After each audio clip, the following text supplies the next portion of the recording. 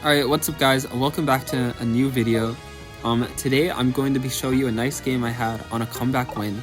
We lost every single lane, we lost every single team fight, but we were still able to win because I knew how to come back in this game. And this is a solo queue game on my veteran mini.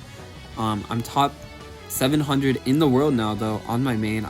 I'll put like a picture here. But yeah, anyways, let's get into it. Our random on our lane this game was really bad. This Wigglytuff was triggering me a lot during this game, and I was actually talking during the game, but I forgot to turn on my mic, so I'm just gonna voice over it. I think it's better this way though.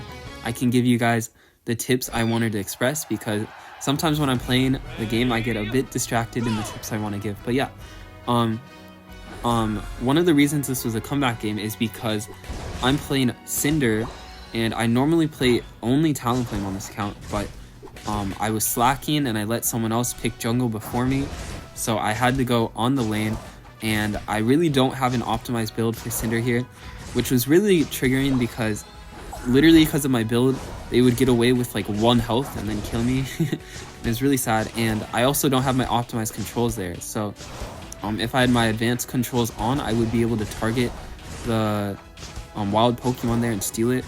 Last hitting wild Pokemon is really important in this game if you didn't know already. And you can see here the Pikachu's about to get away with 1 health, and it is just so triggering, and he comes back and kills me, I think. And again, my random's really bad, so he died off the start. And they all just get away with 1 health, and yeah, look at that. I just barely didn't get in the bush, although I think he electroed me so he could still target me. But yeah, so we're really behind this game. The jungler comes in, but I think he dies to like their jungler, so we are just really far behind. And that's gonna lead into my first tip. As you can see, I'm doing it here. When you are behind, do not try to fight unless you can kill them. But if like once you're getting better, you'll be able to know that you can't kill them, and that is when you just don't want to fight. You want to farm a wild Pokemon, get your levels up. Levels are very important, so definitely get your levels up. If you don't, and again, my targeting is not optimized, so he was able to score there. Really unfortunate. I think I might even die under tower here.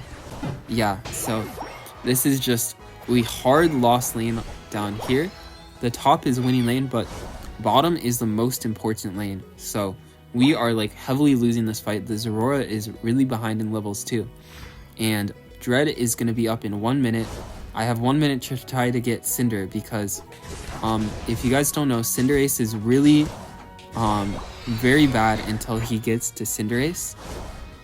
So you get that at level 7. Fortunately, I was able to steal that wild Pokemon there, the Pikachu was working on. And there, I think it's their Cinderace was in the bush, and Wigglytuff tries to kill us. And my random is trying to fight. Again, I told you guys not to fight, but I see that she did get him low there, so I'm thinking we can kill him. But she just backs up and leaves me to die, which is unfortunate because you can see they were both very low, very low. Look at them. They were both so low, and if my random stayed, we could have definitely killed them. But it's actually fine if you die now, because as long as you get all your wild Pokemon before you fight, they are actually getting no experience from killing you. And that leads me to my next comeback mechanic, killing people. So if you are able to kill someone, you get like 10 times more experience than other MOBAs, because they don't have any other system. Like League of Legends has like a coin system to buy items and shit, but they don't have that. So how they make up for that is you just get like 10 times more experience than you normally do for getting kills on people higher level than you, and they get no experience from killing you when you're like really lower level than them. As you can see, that was so unlucky. I was so triggered at that. I evolved and it made me stand still, so the Cinder was able to just Pyro Ball me after the invincibility ended and kill me. So they get our bottom zone, and this leads me to our next comeback mechanic. You can see the bottom Adinos here.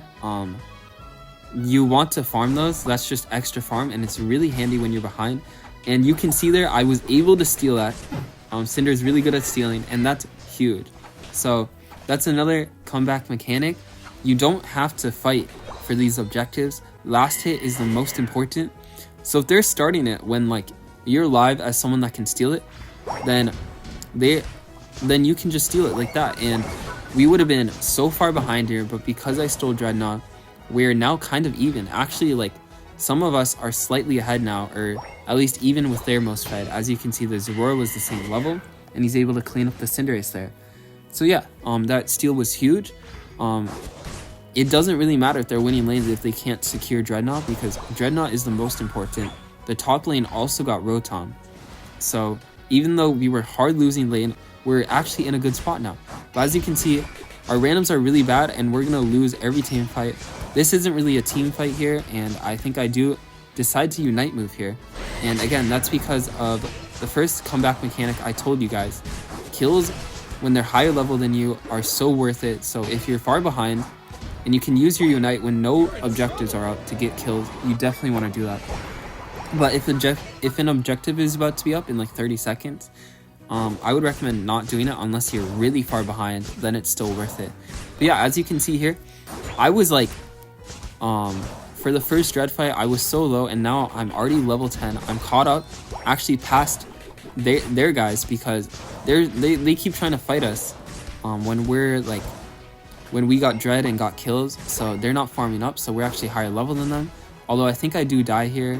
The Venusaur just cuts me off with Petal Dance. Venusaur is the most broken Pokemon in the game. Nothing much you can do there, but again, not a big deal because we were behind. Dread is about to be up, so we want to try to steal this again. Again, our randoms on the top lane are really bad. They haven't rotated for Dreadnought once, but they are getting points for us, so it's not that big of a deal. As long as they get the Rotom up there, we can try to steal this Dreadnought, because this team keeps starting it and letting us steal. So here I try to steal the Dread again, but I was a bit too early. However, our Zorora does get Dreadnought, I think, so that was really lucky. Our Zorora is decent, I guess. The other guys are pretty bad. The Zorora's still bad, but like he's a bit decent. He kind of knows what he's doing. But yeah, here, like I said, I'm just farming, and you can see our randoms are throwing. The Zorora goes in and dies, and we're actually slightly ahead of them now. So he's feeding them EXP, which is what you don't want to do. So really bad play on the Zorora's part, and you can see I'm just farming. You want to get your level up as much as you can. When there's no objectives up, there's really no reason to fight unless you're fighting over wild Pokemon. But look, we have so much wild Pokemon. We have the Adinos on the bottom. We have the whole jungle that it's really not worth it to fight. After we farm everything, we can go try to fight for their wild Pokemon. But by the time we farm everything, the next objective will be up. So you really just want to farm. Venusaur is just broken there. You can see he just Petal Dances, and it is so hard to hit a Venusaur when they Petal Dance with your Pyro Balls on Cinder. And yeah, I'm just farming. And so another, like, the most important comeback mechanic in the game though is obviously Zapdos. Like, I'm sure if you played Pokemon Unite, you've had plenty of games where you were hard winning the whole game and you just lose Zapdos.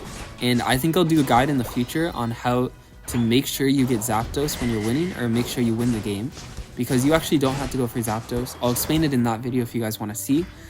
But for this game, we are kind of losing, so it's best just to try to get Zapdos. And you're gonna see we hard lose the fight because the Wiggly just gets caught out here. I really don't know what he's doing. The Wiggly has played terrible the whole game. I try to help my teammates out here, and the Blastoise comes in from nowhere. I guess he was bush camping in the middle grass and kills me. And now my randoms are just gonna hard lose this fight without me, because I was like one of the most fed on the team, besides the Zorora. And yeah, they're trying to fight like a 3v5. The Wiggly's there now, so it's a 4v5. But you can see they're just getting absolutely clapped here. And this brings me to my last and final point. If you're playing solo queue, you want to play someone that's really good at stealing. Zorora, Talonflame, Lucario, Cinder is good at stealing. You can see here, I saved my Unite, and I'm able to secure the Unite. No one can out-secure my Unite on the other team. So I just get Zap, and even though they hard won the fight, now Zapdos does damage to the enemy team that we got them, so they all die. And now we just score, and we were hard losing the lanes, hard losing every team fight, and we still managed to win. I hope you guys learned some stuff from this about how to come back. Really, the game is never over, especially in solo queue. if you can take all the farm while your randoms are fighting, just let them fight and just farm up, and you'll be over leveled. You'll be able to kill the people on their team. Your randoms will get the shared EXP, and you will be able to come back. And if you manage to just steal objectives, your team will be in such a good spot. Dreadnought is so strong, it gives your entire team experience. If you didn't know that, that's why it's so good. And it gives you shields and health. So yeah, and then if you're able to steal Zapdos, you just, yeah. And I want to make a solo queue account just to get good at stealing. As you can see there, I've been practicing my steals, and if you get good at stealing, you'll win like every game, like against bad players. Against a good team, they know how to counteract stealing and stuff. So I'll definitely make a guide on that if you guys want to see. I hope you guys enjoyed this video in my terrible vet lobby.